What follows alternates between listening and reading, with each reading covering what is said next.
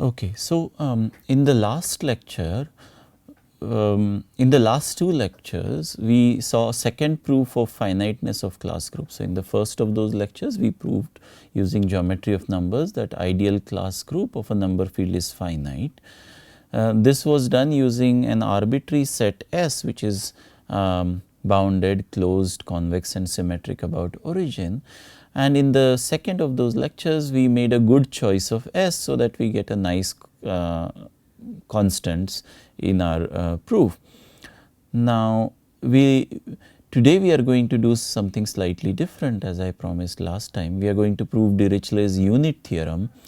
And again we will use geometry of numbers, so it makes sense to do it in the same place as the proof of finiteness of class group. So, let me give you the statement of Dirichlet's unit theorem first, and then I will make many comments, some of them now, some of them later on. So, this is called Dirichlet's unit theorem. Dirichlet proved it more than 150 years ago. So, let K be a number field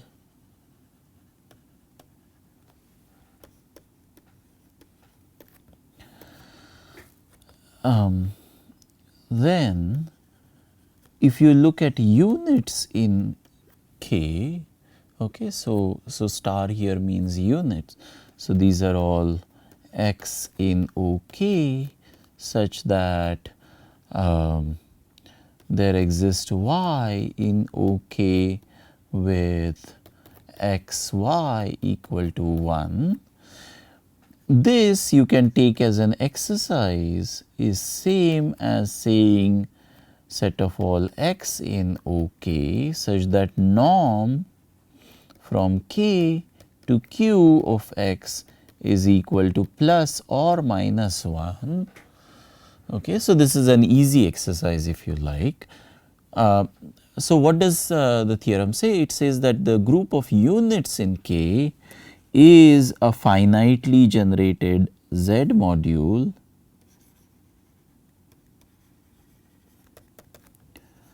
generated abelian group or Z module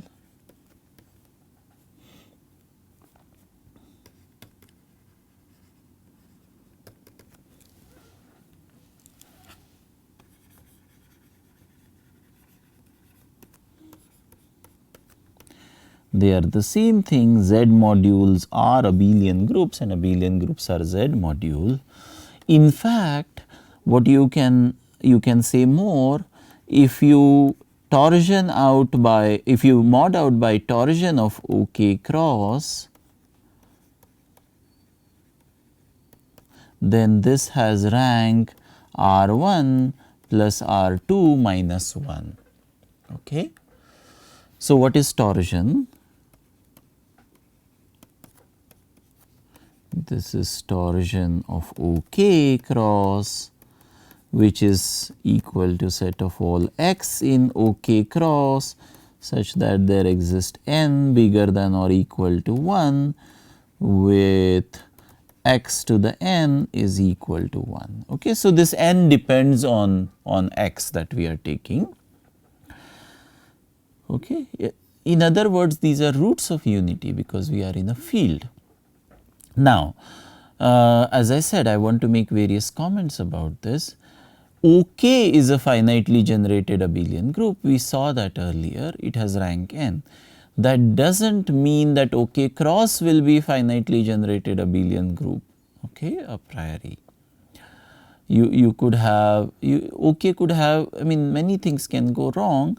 For example, there could be infinitely many torsion points, there could be infinitely many roots of unity in K, and that would mean that OK cross will not be finitely generated, or it could have infinitely many non-torsion points as well. A priori, neither of them is ruled out just because OK cross sits inside OK. So, this is you should think of this as a highly non-trivial theorem. So, this is the second non-trivial theorem that we prove in this course, the first one being finiteness of class group. Okay. Now, let me make some comments orally about how this this kind of phenomenon is part of a much more general framework in number theory. Okay. So, this part is not strictly necessary, but it is just for if you study more advanced topics in number theory, algebraic number theory, then you will see that you have seen these kind of things in a more basic setup.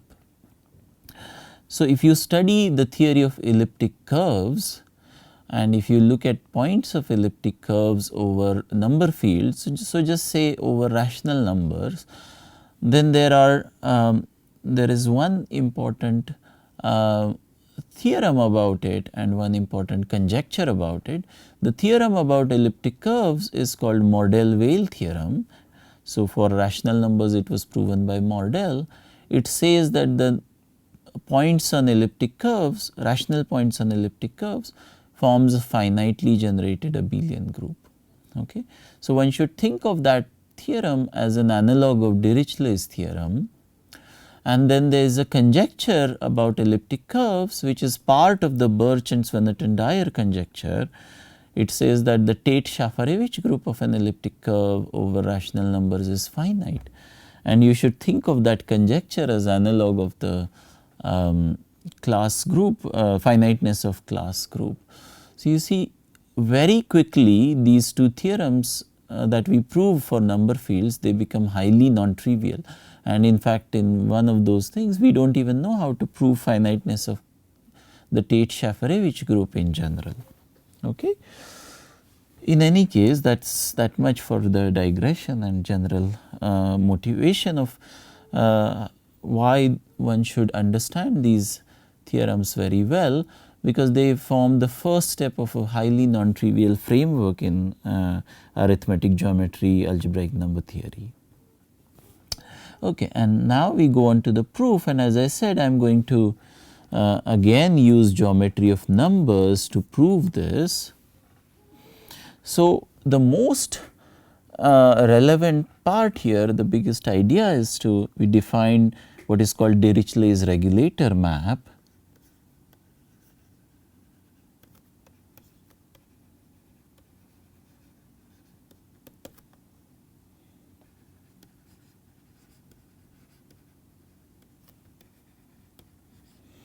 And it is often denoted by lambda from OK cross to R to the power R1 plus R2.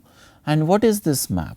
This map takes any alpha and sends it to log of mod of sigma I alpha.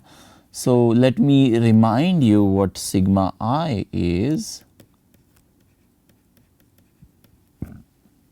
So, sigma 1 up to sigma R1, these are real embeddings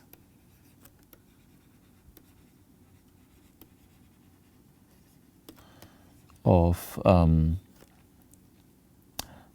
k, and then sigma R1 plus 1 up to sigma R1 plus R2, these are distinct complex embeddings. So, pairwise they are not complex conjugations of each other.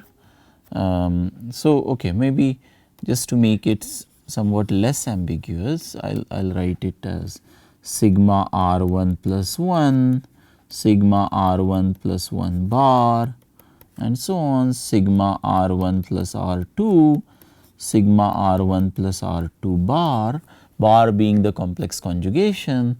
These are distinct complex embeddings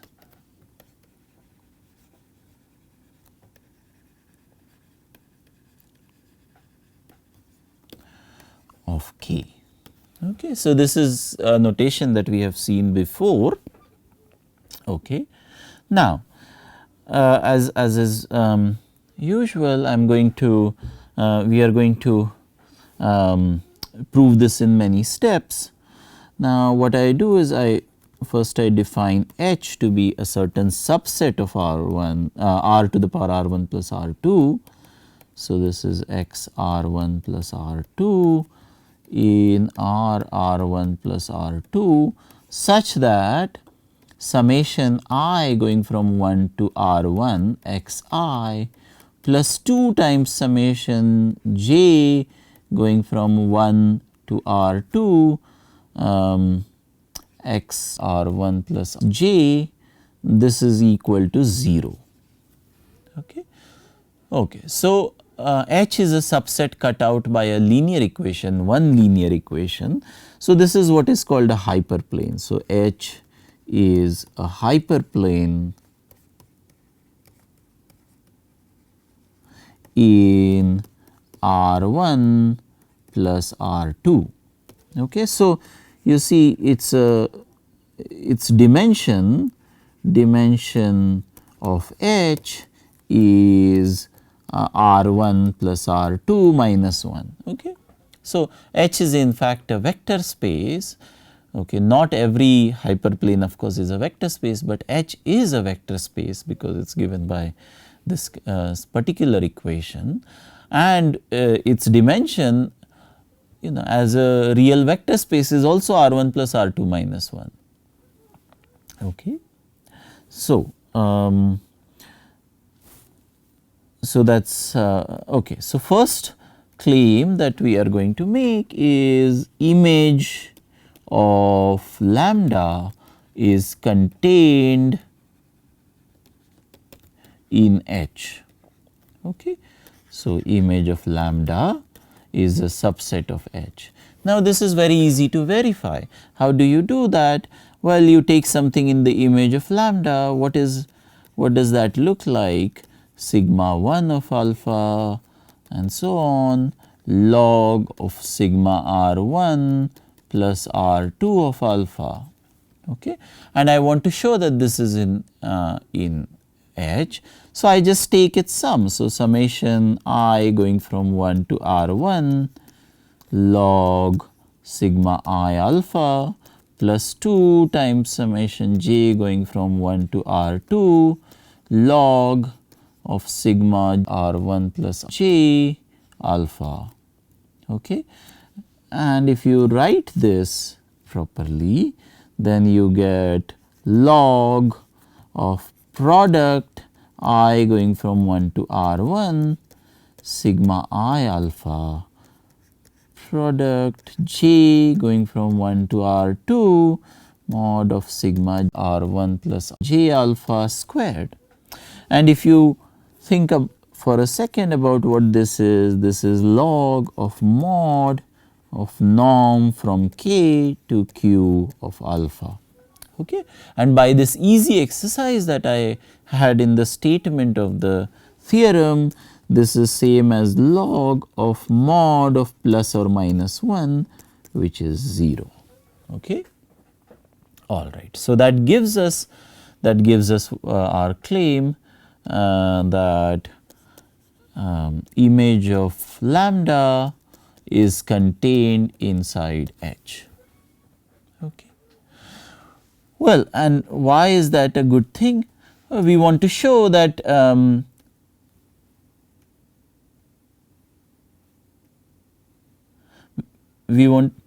oops, it's going by itself, sorry.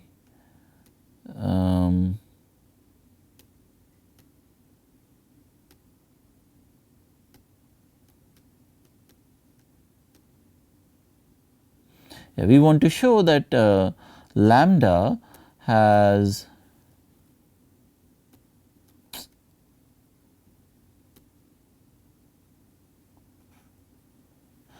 we want to show that image of lambda is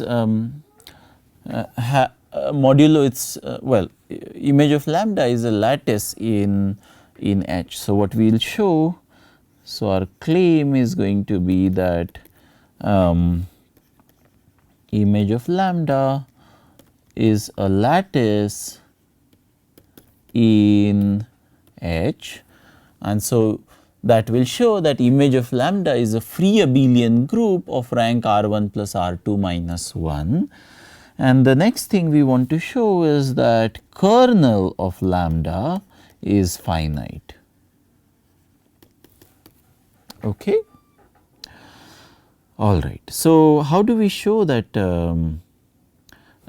kernel? Well, first of all, what is kernel of lambda? Kernel of lambda is exactly equal to OK cross or torsion of this. Okay. So, I defined this before, right. All right. So, why is this? So, it is clear that torsion of OK cross is contained in kernel of lambda, right. This is because mod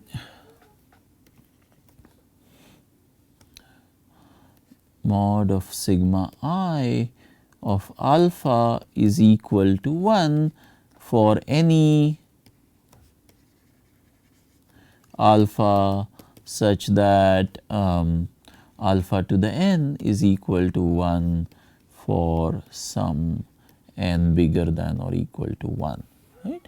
So, if it is a root of unity, we know that mod of a root of unity is 1, and therefore, log of mod of sigma I alpha is also equal to 1, right.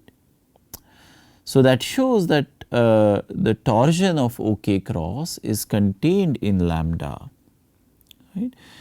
And we want to show the other way around as well, right.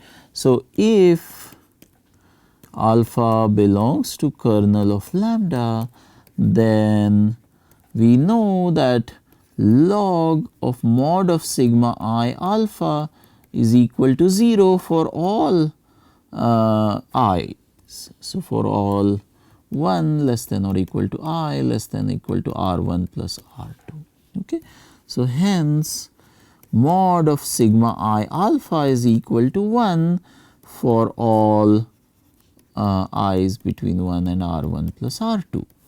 Okay. All right.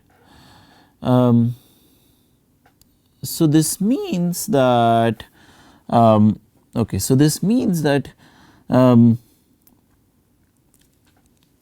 yeah. So, this means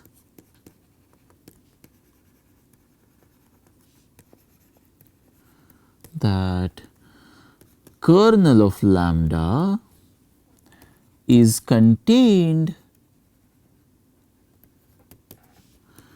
in a bounded subset of OK. Okay, I am not saying OK cross now. I do actually mean OK, right? Because how did we show that OK was a lattice in R to the power R to the power n? We just used this map which sends alpha to sigma I alpha and sigma I bar alpha, and we showed that OK is a lattice in that. So, now we get that kernel of lambda is a bounded subset in this lattice, hence kernel of lambda is finite. Okay. Therefore,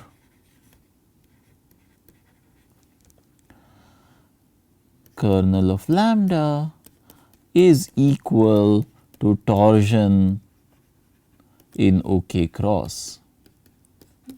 All right. So, that is how we prove that kernel of lambda is finite and its torsion, right, of OK cross. Okay. So, this means the upshot of this is that OK cross modulo torsion, which is the object that appears in statement of theorem, this is same as OK cross modulo kernel of lambda, and this thing is isomorphic to image of lambda. Therefore, if we prove the claim, we get our theorem that image of lambda is a lattice in in H. Okay. All right. So, there are two things we need to prove about to show that something is a lattice. One thing, so we will prove two things about image of lambda.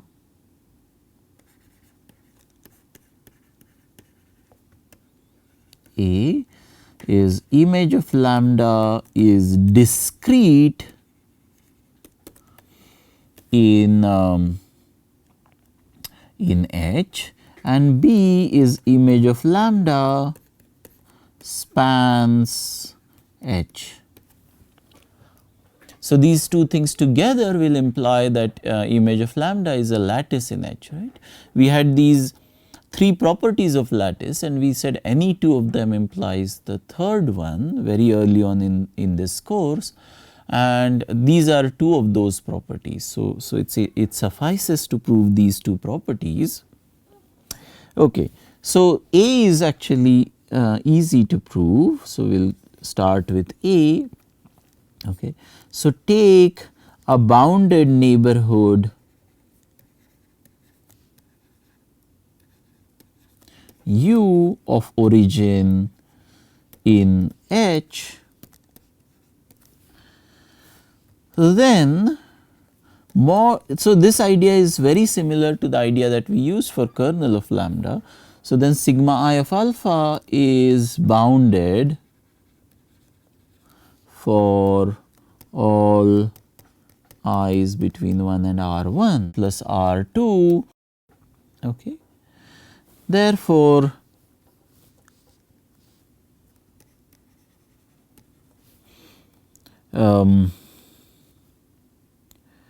yeah, I mean, okay. Therefore, U intersected with image of lambda is a finite set.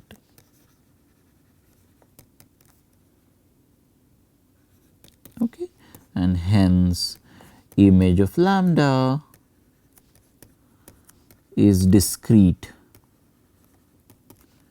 in H. Okay. So, that is one.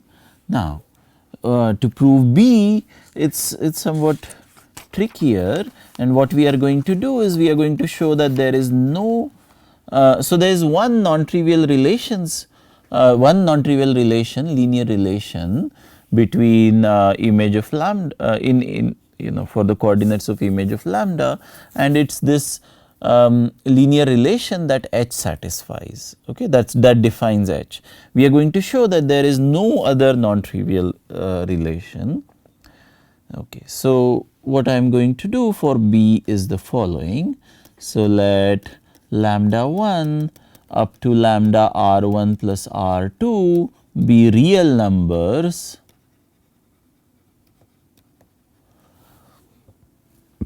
not all equal, okay, which means that at least two of them are distinct. Okay.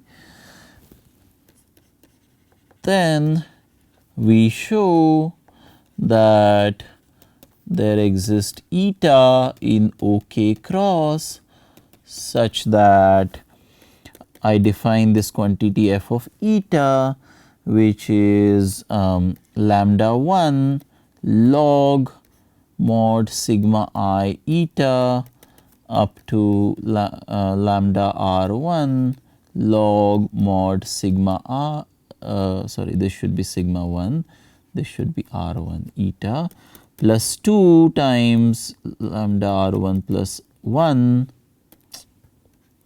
log sigma R1 plus 1 eta and so on lambda R1 plus R2 log sigma R1 plus R2 eta. This quantity is not equal to 0, okay, which means that there is no other linear relation that all elements in image of lambda satisfy except the one that defines H. Okay. So, how do I prove this? Well, I just have to construct this eta, and constructing units is not easy, and this is the reason why this statement is so amazing and non-trivial to prove. Okay, so what I do is I take okay, so let rho 1 up to rho r1 plus r2 be positive real numbers such that I am going to make a precise choice of them later on, but right now I just want them to satisfy this property.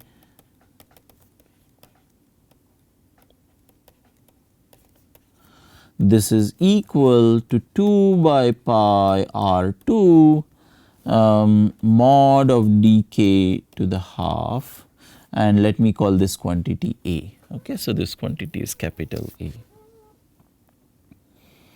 Okay. All right. So, so this is this quantity. Now, as I said, I am going to make a precise choice of these rho i's later on, and let S be this is where the geometry of numbers comes into picture. So, these are all x1 up to x r1 plus r2 in r1 plus r2 such that mod of xi is less than or equal to rho I for I between 1 and r1, mod of xj squared plus xr2 plus j squared is less than or equal to rho j squared for r1 plus 1 less than or equal to j less than or equal to r1 plus 2 r1 plus r2, not 2r2, sorry, r1 plus r2. Okay. So, that is how I define S. Now, again S is bounded, closed, convex, symmetric about origin,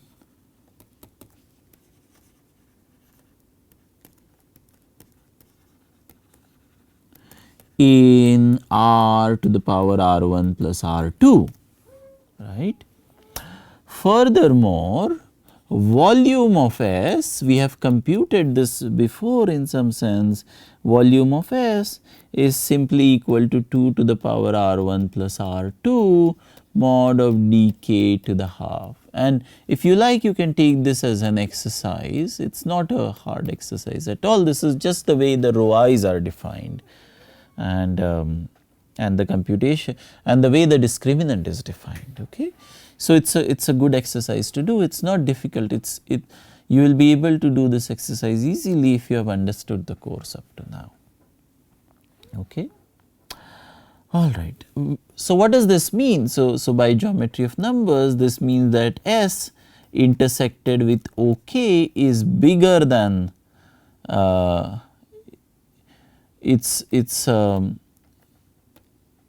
let me say, contains a non-zero element, contains a non-zero alpha. Okay. So, that is what it means. So, what is that? This is sigma I of alpha is less than or equal to rho I for all i's between 1 and r1 plus r2. Okay. So, that is fantastic. Now, because alpha lies in S, as alpha belongs to S, norm of alpha is less than or equal to A.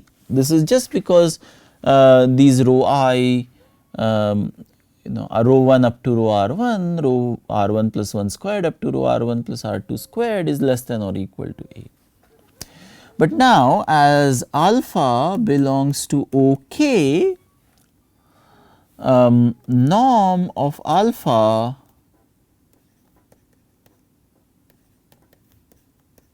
is bigger than or equal to 1, right, because it is an algebraic integer.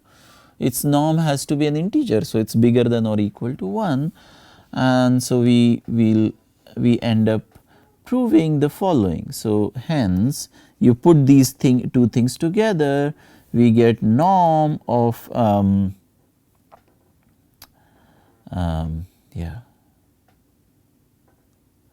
norm, okay, I should write it in the following way. Sigma I alpha is bigger than or equal to A inverse rho of I for 1 between I and R1, and then sigma I alpha is bigger than or equal to A inverse rho I squared for R1 plus 1. Okay, let me write it neatly. R1 plus 1 less than or equal to I less than or equal to R1 plus R2. Okay. So, so there is a lot of this proof left. So, I think this is a good point to stop in this lecture, and we will continue the proof in the next lecture. So, let me just recall what we did. We want to prove Dirichlet's unit theorem, and to prove Dirichlet's unit theorem, the most important idea is to define this Dirichlet regulator map, which goes from OK cross to R to the power R1 plus R2, and we are going to prove two things about this map. The first is that kernel of this map is finite, so we proved that today. The second is that image of this map is a lattice in a certain hyperplane, and to prove that it is a certain hyperplane, we look at the we show that the image is discrete, and we show that the image spans this hyperplane. So, today we proved that the image is discrete, and we are in the middle of proving that it's a it spans the hyperplane. So, the idea for that is to show that it does not satisfy any linear relation except the one that defines the hyperplane, and so this is what we are going to prove next time. Thank you.